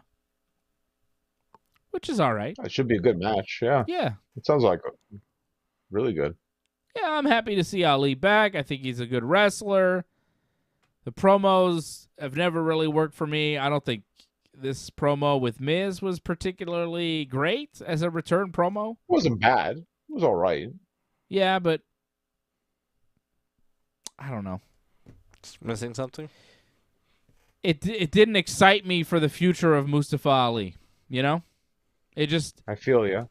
It was just regular. Yeah, it was straight up promo. But I mean, it's not easy for a lot of them to cut regular promos in WWE. So at least you can do that. I know, but when you've been off for so long and you're publicly asking for your release and you make your return and you get a live mic and you're in there with the Miz and you're supposed to say something. You got to make more of an impact than that. It just felt regular. And it was like, yeah, it was fine. All right. Did he seem unhappy to be there, kind of? No, not really. He's just like, yeah, I'm back. And it's like, okay. Didn't you, like, hate this play? Like, what? And he didn't really address that. And it wasn't really... He didn't really say much of anything. And when you come back and that's your promo, it's like, all right, well... Yeah. I don't really care to see what your next promo is because this one wasn't really that great.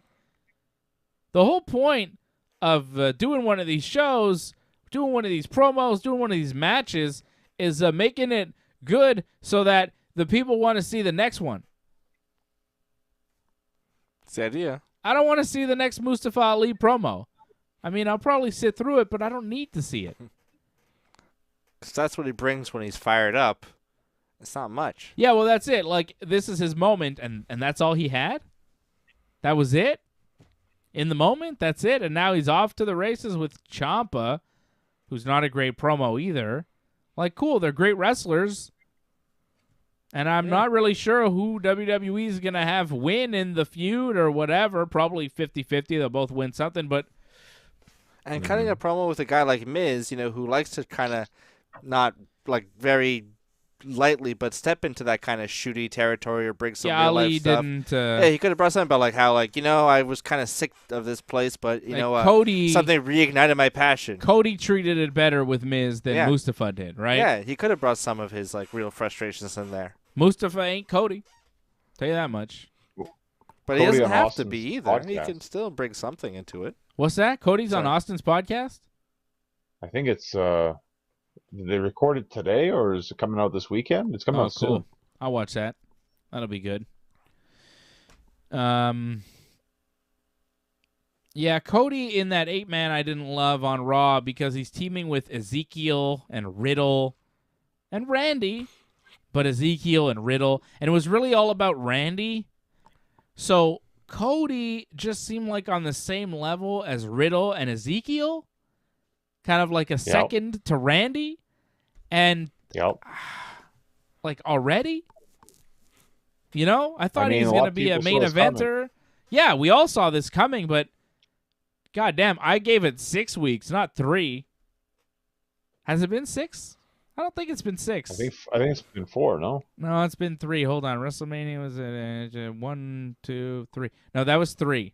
That was 3 weeks for Mania. We're 3 weeks removed from WrestleMania, John. And already Cody is on the same level as Elias. Well, he's got a new push now. He looks like the Ultimate Warrior, so it's not bad. You don't find? In what world does he look like the Ultimate Warrior? He's got like orange trunks. I mean, his skin isn't nearly orange or oily enough. He's not nearly as jacked as a warrior. He's got some tassels, but he doesn't have face paint. He looks nothing like the Ultimate Warrior. He looks like Elias without a beard. I mean, who thinks he looks like Ultimate Warrior? Apparently there was a complaint about that. He looked too much. No, he looked too much like Randy Savage, actually. That's why he had to, I think, shave the beard. Yeah, I could see that. With the beard and the tassels and the gimmick. He looked a bit like Randy, but he looks like nothing like the Warrior. He wishes. Physique-wise, he wishes. Physiqueal. But I don't know. I'm not a fan of the whole Ezekiel thing. Oh, I'm not Ezekiel. I'm Elias. No, I'm Ezekiel. I'm not Elias. I'm Elias's brother. Well, what happened to Elias then? Explain that. Where's Elias? Is he dead? Produce him. Produce Elias. Have him stand next to you and walk to the ring in front of all the people. If you are truly not Elias, prove it. And if not, what happened to Elias? Is he dead? Where's Elias? Show me Elias. I don't care.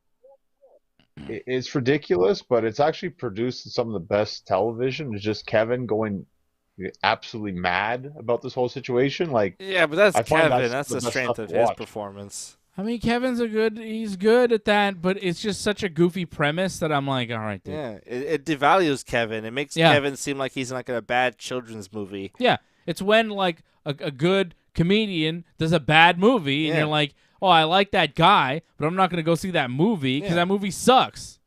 And that's what it is. Kevin Owens is good at wrestling, but I don't like this angle he's in because it's stupid, so I'm not really interested in it. Is Kevin good in it? Yeah. But, like, is Al Pacino good in the Adam Sandler classic, Jack and Jill? Of course he is. But it's still a stupid-ass movie Don Cachino. where Adam Sandler plays himself, basically, and then his twin sister, which is just Adam Sandler in a dress and a wig.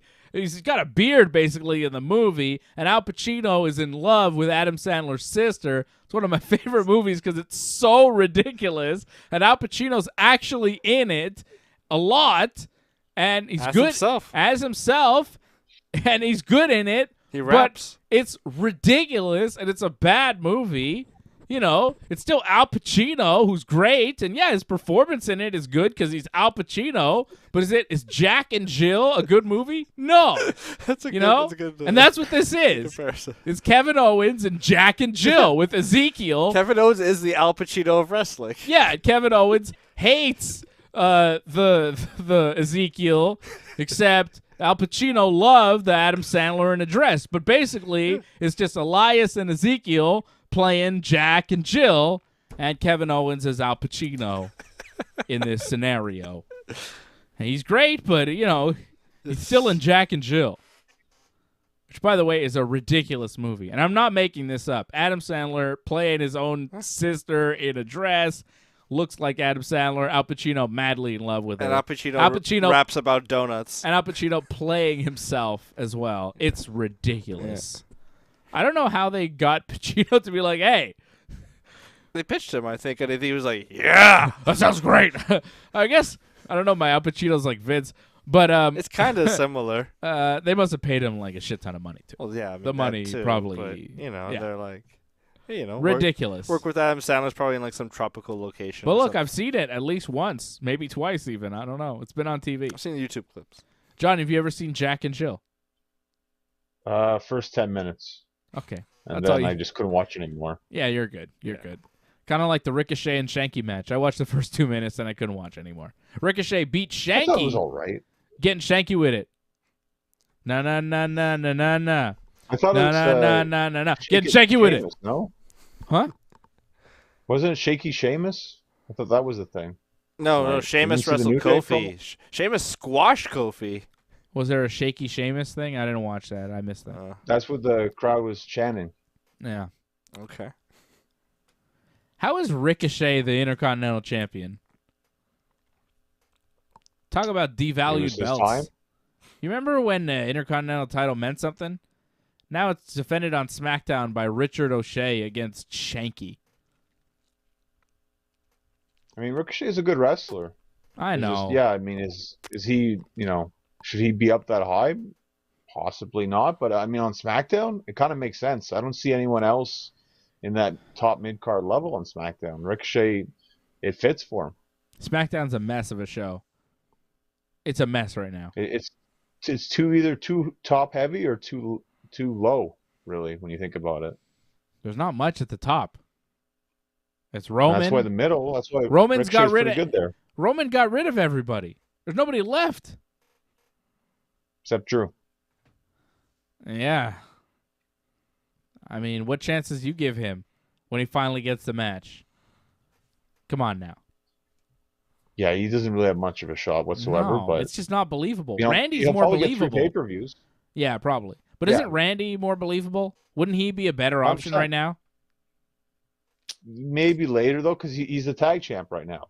You got to let that run. Like, until they do that unification match, which might take another 2 premium live events before we get to that. Yeah, I know. So maybe you wait. It's good. Maybe you do Roman versus Randy at SummerSlam.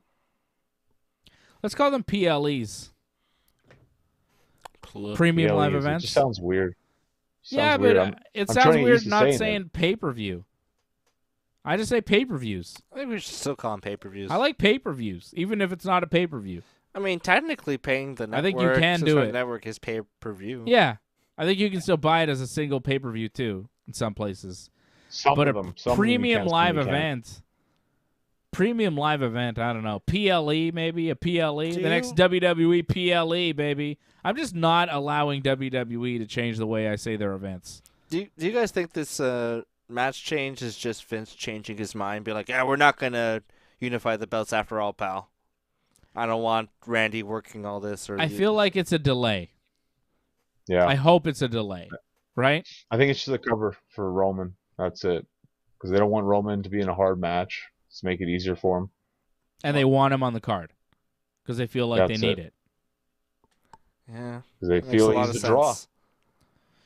And not having him there would be weird, I guess. Especially the card this week. I guess they just need Roman on the card, and that's why he's in. But adding Roman makes the match less interesting. Right? Mm-hmm. Because it was for the belts, but now you have Roman. It's like, well, now it's not for the belts anymore. It's a Roman match. It's Roman. A lot of slow. And then if the Usos and Roman win, I guess the Usos and Roman probably wind up losing. Drew beats an Uso or something. Because the Usos, I think, at some point should beat RK Bro and be the unified tag team champions. Maybe at Hell in a Cell. Hopefully. Yes. We hope, right? Yeah, we hope. Yeah, it should happen like that, yes. It really Stranger should. things have happened, though. Yeah. Oh, man. I don't know. This development tonight, the match change, is a real disappointment. Real disappointment. Because I was looking forward. It's a Mother's Day, too. Yeah, well, that's fine. I'll figure that out tomorrow. We'll deal with that in the morning, John. All right? Yeah. We'll figure that one out in the morning. We'll sleep on it. Good God Almighty. Yeah. And Raquel Rodriguez is on SmackDown now. She's no longer Raquel Gonzalez. She's Raquel Rodriguez, and she beat a jabroni in a squash. I feel like the jabroni lasted longer against Raquel Rodriguez than Shotzi lasted against Ronda or Aaliyah lasted against Charlotte. Yeah, it was a long match. Like the jabroni got slightly more offense than Aaliyah or Shotzi. Which says, like, I guess the WWE has no plans in Shotzi and Aaliyah. Not a good night for them. No, it was bad. And I don't know about you guys, but like Rodriguez doing the whole smiling thing, like Ronda, like they try to sell her that she's a badass, but like when you're smiling all the time, it kind of takes away from that kind of feel that you're supposed to be super tough. If you're always smiling like that, it feels weird. Why is she brought in as a babyface? Yeah. She should be a I heel, guess no? because they have strong heels. But they have strong heels already now. They already have Charlotte. And for some reason, I guess Natty and Shayna, they rank them pretty high, apparently. No way. They are Not that weak-ass high. heels. They are weak, John. It's just Charlotte. It's just Charlotte. Babyface is pretty steady. You got Ronda, you got Sasha. Yeah, babyface Naomi. side is more steady than the heel side. And then you're bringing in Lacey as a babyface and Raquel as a babyface. And you would think that Ronda... Lee turned heel. Oh, did she? Okay. Okay. But you would think that Ronda would be taking the belt from Charlotte at the pay-per-view and then would need some heel opponents down the road past Charlotte. And there's really nobody. Xia Li? Like, come on. Past Charlotte, heels for Ronda. Who do you bring? They bring Bailey back. Okay. I guess. All right. Fine. You What shut me up, John. What brand is Bailey. Tamina on? Uh, I mean, Who she's cares? with the Tozawa. Oh, she's on Raw. Yeah, Who cares? yeah. Can you bring Nia Jax back? No, I don't think she's coming She back. had a good match with Ronda. I don't think she's coming back. One Yeah, but match. It doesn't help when you bury One the more company match. afterwards saying One more everyone's match. miserable. That's not good to say that. Was that what Nia said? No. Nia said some bad Yeah. things. She's not coming back. Recently? Yes. Oh, yeah. She said What'd a lot she of say? things. That everybody's miserable in WWE and just, WWE is not a great place to be and stuff like that. It's like, maybe that's true, but like Nia Jax isn't the best messenger. for No. that. You know, like she could still be right, but it's just like, yeah, but you've been like given everything in the company, so like, what do you got to be miserable about? Well, whatever. Yeah. You don't. Well, I mean, she got released. You know. Well, yeah, but she had every opportunity afforded her, and she didn't really take advantage. Maybe. She had her moments. Yeah. Yeah, but a lot of her moments, she was like very sloppy. You know, she injured Kairi Sane, and like a lot of people, you know. That's how she was taught how to wrestle, though. Yeah. I heard Randy Orton Yeah, say, she like, was rushed. Yeah. didn't you hear what Randy Barely Orton in said about the NXT. Performance Center? But they're just a bunch of egomaniacs. They think they should just have everything right away. Oh no, Like but the students? no, he was saying how they're taught now. Like he's got to cover up because they're throwing like real shots. Like before, guys would kind of throw shots and they look like they hurt, but they never really did. And now he's got to cover up because they're telling him you got to make contact, you got to hit, and everybody's just like hitting him hard now. And I think that's how they're taught. They're taught to like make your punches connect. Was that? They're not taught how to actually strike. I heard Randy Orton doing an interview, and he's like, "Yeah, now I have to cover up because these new guys that are taught how to strike, like they are taught to really hit me for some reason." Who's running this? Is it still Albert? It's all sorts of people. It's a whole big Robbie thing. Brookside still there? But Shawn Michaels, all sorts of people. You heard that though, John, right? Randy complaining about taking too many potatoes from the new guys. Well, I just heard about that overall because like Onyx, he would get messages from NXT like how they work, and he would say like lay your stuff in. So I'm not surprised by all that kind of stuff. And yeah, people would always do that kind of thing. Like they'd actually get mad at you if you didn't lay your stuff in. So not surprised, but it's two different worlds, right? NXT and then the main show, it's two different worlds. Yeah. Well, Randy didn't seem to like it too much, but I'm sure I think if that's how Nia Jax is taught, I don't know. She's told to lay her stuff in, and then she's bigger than everybody else, and when she lays her stuff in, sometimes people get hurt. I don't think that's her fault all the time. I think she got blamed for a lot of stuff that wasn't her fault. At a certain point, she just became a punching bag for people online, especially, Well, she I'm not saying kind of made she's herself a target too. Though. Sure, she's not a great wrestler, and there are a lot of things about Nia Jax that you could kind of pile up and on. Some of those botches are pretty sloppy. But I don't think she was as bad as people said. Like when she dropped Charlotte on her head with like that botched shoulder breaker. Yeah. That was bad. Well, things got a little weird My in hole. that match. My hole was weird. Was it, yeah, who knows if that was that her just trying to No, put I that don't know in, or what the hell did that they was. tell them to do it? Because she didn't do it again after that. Usually they would try to make that like a T-shirt. Didn't she say it again? They made it a thing for a couple of weeks. Yeah, Really? a couple I thought of it weeks was just after. the one time. Nope. I guess not. It kept going. All right. Vince. I don't know. I think there was potential with Nia Jax. I think she had a there's couple of definitely good potential. matches. There's definitely potential. But I don't know. Whatever. She's gone. It doesn't Yeah. matter. It doesn't matter. She's gone. Who cares? It's over. We're done. Show's done. Thank you. Thank you, This was John. fun. Yeah, it was good, right? Thanks, It was a guys. good time. Thank you, John. Good to see you. Good to talk to you. Once a week now. Feels like I never see you. Oh, this is fun though. Just like a little roundup of what happened the week of wrestling. This is good. Yeah. I like it too. It's been a fun night. A lot of good wrestling talk. Is there anything that we missed that we should address? Probably, but I think we covered all the main things at least. Yeah. I'm trying to think of stuff. Is there anything you can come up with that we didn't? Next week we got Wrestlemania Backlash preview show. Yeah. Yeah. I'm trying to think of any news. I think they said Rampage is on at 8 next week, so we got no live Rampage watch along next week. Well, SmackDown's on at 8 next week. So no Rampage at all. Yeah, well, we'll see. We'll see what the Rampage card is. Yeah.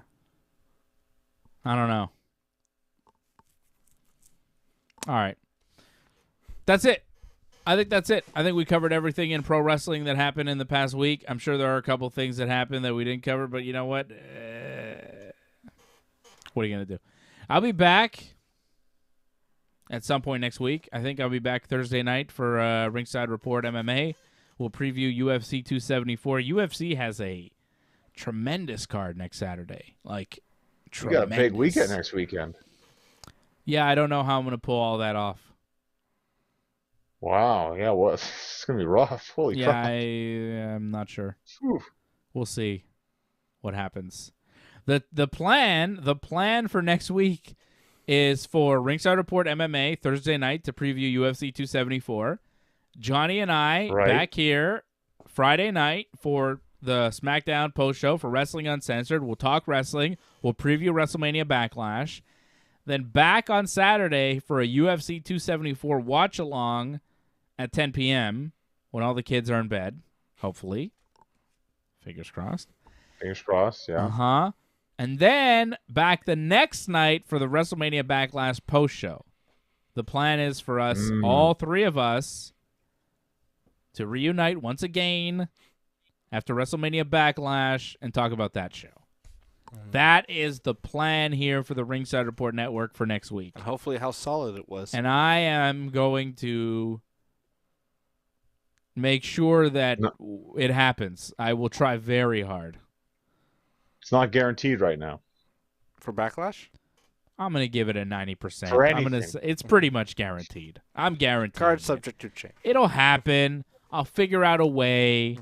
We'll figure it out. It's a big weekend next weekend for you. We'll wait and see. It'll be fine. It'll be fine. My daughter will be a month old come next week. A month. my. She's basically grown up. It's fine. It's fine. She'll be driving soon. She'll be fine. It'll be all fine. My son's Zeb was driving like 2 years ago, so it was good. yeah, he's already driving. Oh, He's a almost motorist. he's almost 5. He's basically a grown man. He's bigger than me Oh, now. yeah. You know, He's a smart guy. it's fine. We're all good. We're Hits ready. the walls a lot, but he's getting better. When he drives, yeah. Yeah. He's better. He's better now. You should see him drive now. The guy's he can really I motor. bet he's a lot better now, yeah. Yeah. Thank you to Harold Schneider for dropping a super chat. You are the super chat leader of the night. Don't forget to join the Ringside Report membership. Join.ringsidereport.net or click that join button beneath me. Support the Ringside Report network. Keep us going. Keep us going with more shows and help us pay for the pay-per-views and all the stuff that we do here on the Ringside Report network. This is a subscriber, fan-supported network. We are supported by you, and we appreciate each and every one of you, all the members, and everybody dropping super chats and supporting the Ringside Report Network. We are here for you, and I promise I will be here for you next week in a big way, and it'll be tough for me. I'm telling you now, it's not going to be easy to pull this off, but I will be back next week, Thursday, Friday, Saturday, Sunday. That's quite the gauntlet. I hope Mama didn't hear that because she's not gonna like. I'm gonna have to ease that in with Mama, the mama of the house. Gonna have to figure out a way to make that all happen. Digital art coding. Oh, I think that's our buddy Jason Pete. Thank you, Jason Pete. Yes, digital art coding. I know that's you because I follow you on Twitter and your digital art coding on Twitter, Jason. I knew that was you. Thank you for the 200 Mexican dollars. Viva Mexico. Viva Jason Pete. I'm low. Jason, I was back on the mats yesterday after 2 years off because of the pandemic and stuff. Back on the mats in like a structured class. And it was a hell of a time, so big thumbs up to you, my friend, doing the jiu-jitsu. I was rolling around with Fred yesterday. Me and Freddie having a good time, so. We're back. We're doing it. Thank you, Jason. Appreciate you. Thank you to everybody. Thank you, Franco316, Lauren Cronish, all our friends watching tonight, Ryan Katz, even Danny Brook Media. And the Habs are out. The cold coffee couldn't get it done. Yeah, the You got a first hat time trick they tonight. have the worst record in the league since like 1939. Oh, that sucks. They're getting the top draft pick now. Well, one That's of the good. top 3. They have a lottery. So But they have the best chance lock. of getting the first one. They have a 25%. Well, good luck. I hope that they win the Stanley Cup this year. No, they're not doing that. Oh, I hope that they It's- win it's the next Stanley year. Cup next year. They Yeah, they probably won't. will. No, they won't. Right here When in the Montreal. finals the year before? Yeah. Got the draft coming up this year. It in was a Montreal. fluke season. They weren't supposed to be in the playoffs last year. But they made it, so it doesn't Yeah, matter. right. Yeah. Well, they're the best, and I hope that they win next year because they're awesome. We love them. What? I don't know. I'm trying to be a babyface here. Yeah, but I'm not buying it. Well, I mean, I don't really care. You sound either like way. Mustafa Ali. I don't really care. I mean, it is what it is. Hockey, I don't know. Yeah. I don't know from hockey. I like the sports where they Who do do you think is going to win, John? I like sports where they do punch and kick. I don't like sports where they just do punch. You better do punch and kick at the very least. With the skates?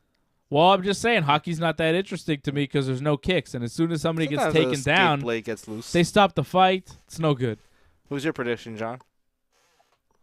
From the West, I like Colorado. In the East, the East is really tough. I mean, Tampa's still really good. Florida's looking good too, though. I'd probably say Colorado, Same thing. Florida. Yeah. Tampa's in Florida. Same No, thing. but John. there's two teams. There's a Florida and Tampa Bay The team. Florida Panthers. It's ridiculous. It's like Miami area. They should call themselves Miami and Tampa. Why would they call them? Why would there be a Florida team? It's the state, and then Tampa team is just a city. Shouldn't Tampa and Florida be the same team? They should just combine teams. Well, in They baseball, almost did, it's the I'm same sure, thing, at one no? point. No, they got the Tampa Rays, the Miami Marlins. It used to be the Florida Marlins. Used to be the Florida Marlins, be but it's not anymore. It's the Miami Marlins. They figured it They out. were the Florida Marlins for a few years before Tampa came into the league. Yeah, and then Tampa came in, and they're like, "Oh, let's change it, right?" Yeah. My prediction, John, in the West, I say Calgary. Wow. Okay. They have a lot of depth and good goaltending. And in the East... Okay, goaltending. Oh, Markstrom's pretty good. It's okay. And in the East, I'll say Tampa. All right, my patience is running thin for this hockey talk. So a rematch of the 04 Stanley Cup. My prediction for the Stanley Cup in the West, I'm gonna go with the best in the West, the Los Angeles Lakers. The Kings are in. The Los Angeles Kings. That's what I meant. And then in the East, I'm gonna go with the best of the East, the New York Rangers, baby. They're in too. So yes, it's possible to have a New York, LA.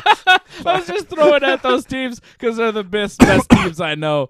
It's the teams that I could come up with. It's plausible. And I really have no idea. I had no idea they were both in the playoffs. I was hoping that they were both like terrible and not doing well. But now that I've made the prediction of New York versus LA, watch them both go to the finals. Watch one of those teams win. And you heard it here first because Dave is a hockey expert, baby. They'll probably You're a get past trusted first source. round, more likely. I'm a The genius. Rangers? See, I don't The even need Rangers to watch and hockey. the Kings. Yeah, maybe Probably. the Rangers. Kings I'm would not tough. sold on the Rangers. Mark Messier, baby. Lace chips forever. Please join in and give your support to Ringside Report Network. We've been providing expert coverage and commentary on both pro wrestling and MMA for over 15 years. Go to ringsidereport.net/support to find out more ways to support the channel.